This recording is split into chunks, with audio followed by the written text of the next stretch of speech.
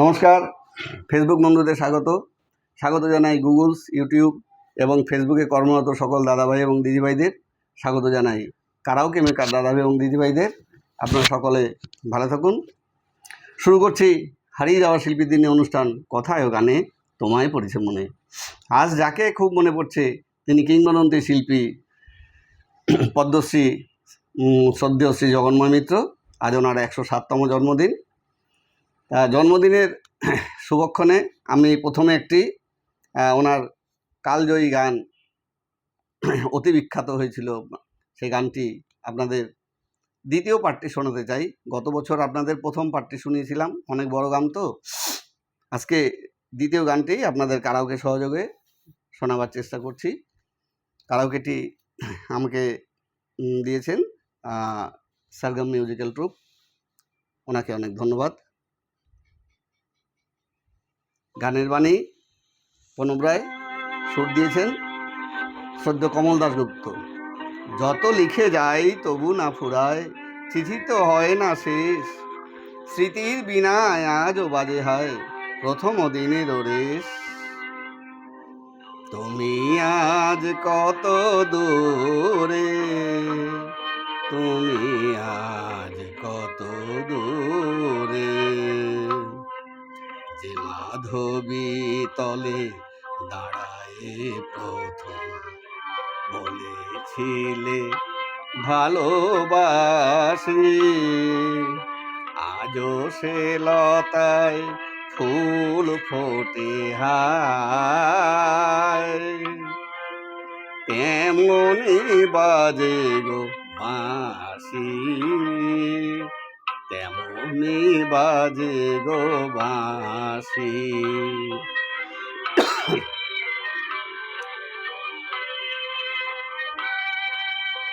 আমার ভুবনে সকলই যে আছে,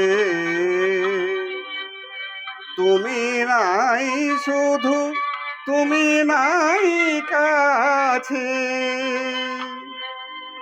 মোর গান হারা স্মৃতির পাপিয়া একা একা মরেছ রে, মোর গান হারা স্মৃতির পাপিয়া একা একা মরেছ রে, একা একা মরেছ রে, তুমি আজ কত দূরে।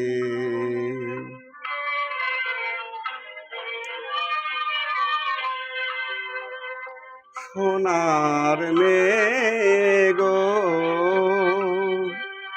তুমি কি আজ বসিবা তায়ন পাশে, প্রহর গণিছ ছলো ছলো চোখে, আমার চিঠির আসে সোনার মেঘো,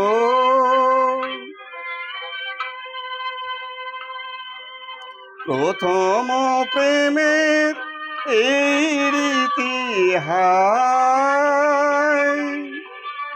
নিজে কাঁদে আর প্রিয়েরে কাঁদায়, দূরে যেতে চাহি মন নাহি চাই গো, কাছে কাছে মরে ঘুরে, কাছে কাছে মরে ঘুরে, তুমি আজ কত দূরে, তুমি আজ কত দূরে, তুমি আজ কত দূরে।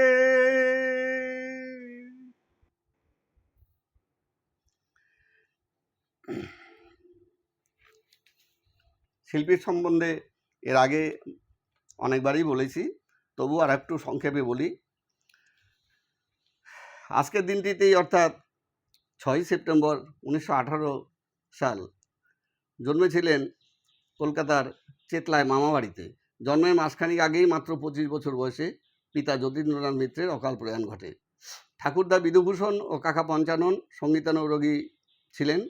কাকা ভালো হারমোনিয়াম বাজাতে পারতেন এবং খ্যাতনামা উস্তাদদের কাছে তালিম নিতেন, রাগরাগিনীর আর কি। মিত্রজি পাশে বসে তা শুনে শুনে রপ্ত করার চেষ্টা করতেন। 10-11 বছর বয়স থেকে প্রখ্যাত সঙ্গীতগুরু কেশব মুখোপাধ্যায়ের কাছে ধ্রুপদ, খেয়াল, ঠুংরি, টপ্পা ইত্যাদি তালিম নিতেন। সঙ্গে চলত পড়াশোনা। এরপর বিখ্যাত সঙ্গীতগুরু দিলীপ রায় ও পরে অতি বিখ্যাত সঙ্গীতগুরু বিশ্বদেব চট্টোপাধ্যায়ের নিকট সঙ্গীত শিক্ষা ধারাবাহিকভাবে করতে থাকেন। 1938 সালে কলিকাতায় আয়োজিত অল বেঙ্গল মিউজিক অ্যাসোসিয়েশনের সঙ্গীত প্রতিযোগিতায় রাগ প্রদান, ধ্রুপদ, খেয়াল, ঠুংরি ও টপ্পা, বাউল ও কীর্তনের সকল বিভাগেই তিনি প্রথম স্থান অধিকার করেন। ওই বছরই তিনি HMV-তে তার গান রেকর্ড করা দিয়ে শুরু হয় তার সঙ্গীতের জয়যাত্রা। তিনি রবি ঠাকুর এবং কাজী সাহেবের বিশেষ স্নেহধন্য ছিলেন। রবীন্দ্রসঙ্গীত ও নজরুল গীতির অনেক গানের অ্যালবাম তার রয়েছে। কাজী সাহেবের লেখা শাওন ও রাতে যদি, এই গানে কিন্তু তিনিই সুর আরোপ করেছিলেন। অসাধারণ একজন সুরকার ছিলেন। 1942 সালে পুজোয় রেকর্ড এই চিঠি গান গেয়েই তিনি সঙ্গীত জীবনে ব্যাপক সাড়া ফেলে দেন। তার সাড়া জাগানো আরও একটি রেকর্ড প্রকাশিত হয় 1948 সালে, 7 বছর আগে ও 7 বছর পরে।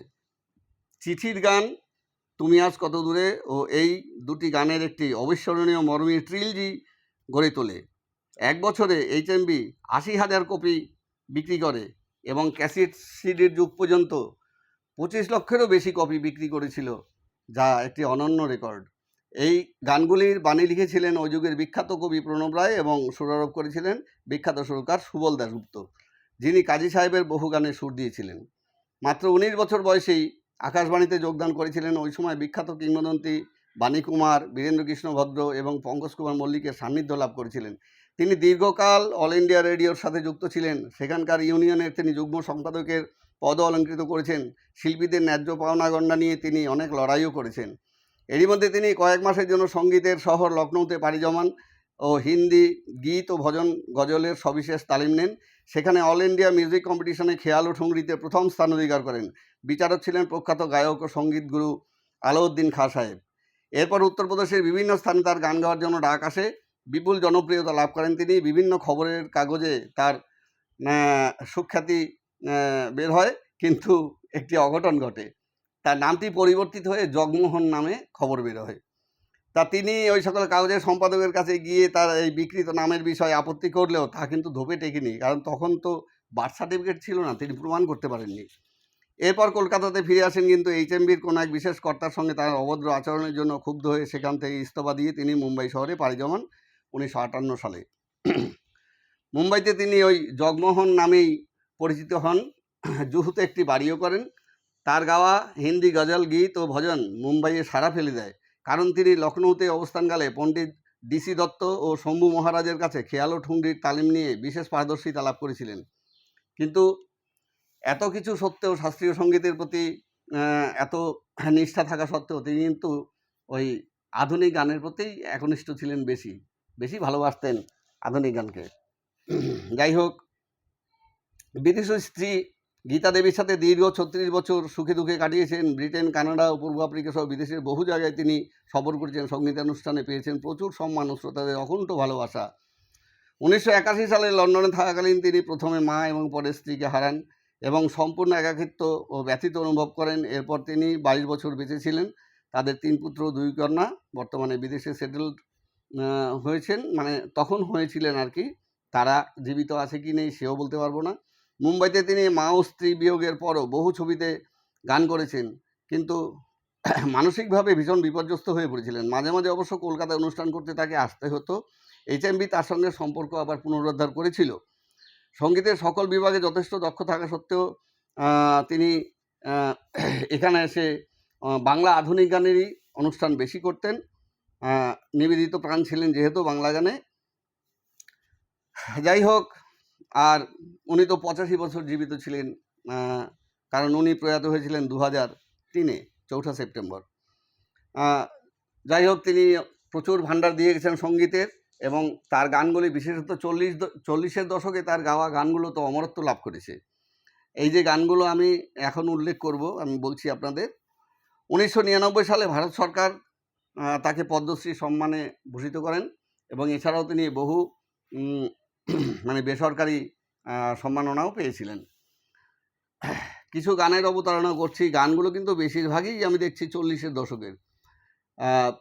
চিঠির গান তো রয়েছে 7টি বছর আগে 7টি বছর পরে, এগুলো সবই ওই সময়ের। তারপরে এই একটি গান চারু মুখার্জির কথা এবং নিজের সুরে গিয়েছিলেন। আমি স্বপ্ন দেখেছি কাল রাতে, দোলেরাই দোলেরাই শ্যামসনে ফুল দোলনাতে, স্বপ্ন দেখেছি কাল রাতে, আমি স্বপ্ন দেখেছি কাল রাতে। আপনাদের পরবর্তীতে পুরো গান শোনাবো। এরকম অনেক ভালো ভালো গান আছে, যেমন প্রণব রায়ের কথা এবং কমল দাশগুপ্তর সুরে। তুমি কি এখন দেখিছ স্বপন, আমারে আমারে আমারে। অসাধারণ গান, এই সব অমরত্ব লাভ করেছে সব গান। তারপরে আপনাদের তো গতকাল মোহিনী চৌধুরীর প্রোগ্রামে আপনাদের শুনিয়েছিলাম আমি দুরন্ত বৈশাখী ঝড়, মোহিনী চৌধুরীর কথা, কমল দাশগুপ্তর সুর। তারপরে ভালোবাসা মোরে ভিখারি করেছে, এটাও একটু শুনিয়েছিলাম। তারপর ভুলি নাই এটাও একটু শুনিয়েছিলাম। তারপরে কাজী সাহেবের গানে তিনি অনেকগুলো অ্যালবাম তিনি করেছিলেন এবং এই বেশিরভাগ গানেই সুর করেছিলেন কমল দাশগুপ্ত। যেমন এই একটি গান, গভীর নিশীথে ঘুম ভেঙে যায়, কে যেন আমারে ডাকে, সে কি তুমি, সে কি তুমি, সে কি তুমি, সে কি তুমি। এই একটি গান। আর একটি গান হচ্ছে কাজী সাহেবের গান, যেটা নিজেই সুর করেছিলেন তিনি, শাওনো রাতে যদি। এটা অনেকে জানেন না। মান্নাদের কণ্ঠে গানটি বিখ্যাত হয়েছিল, কিন্তু ওনার কণ্ঠেও কিন্তু গানটি অতি বিখ্যাত হয়েছিল। আর রিমেক তখনই হয় যখন কোনো বিখ্যাত গান থাকে, তারই আবার রিমেক হয়, বিভিন্ন শিল্পী সেগুলো গায়। আর কাজী সাহেবের গান অবশ্য সকলেই গাইতে পারে, এতেও তাতে কোনো বাধা নেই। শাওনো রাতে যদি আপনারা অনেক শুনেছেন, একটুখানি শুনিয়ে দিই। শাওনো রাতে যদি স্মরণে আসে মোরে, বাহিরে ঝড় বহে, নয়নে বাড়ি ঝরে, শাওনো রাতে যদি। অসাধারণ গেয়েছিলেন, আপনারা শুনে দেখবেন, জগন্ময় মিত্রর কণ্ঠে, এটা না ইউটিউবে আপনারা পেয়ে যাবেন। অসাধারণ গেয়েছিলেন তিনি।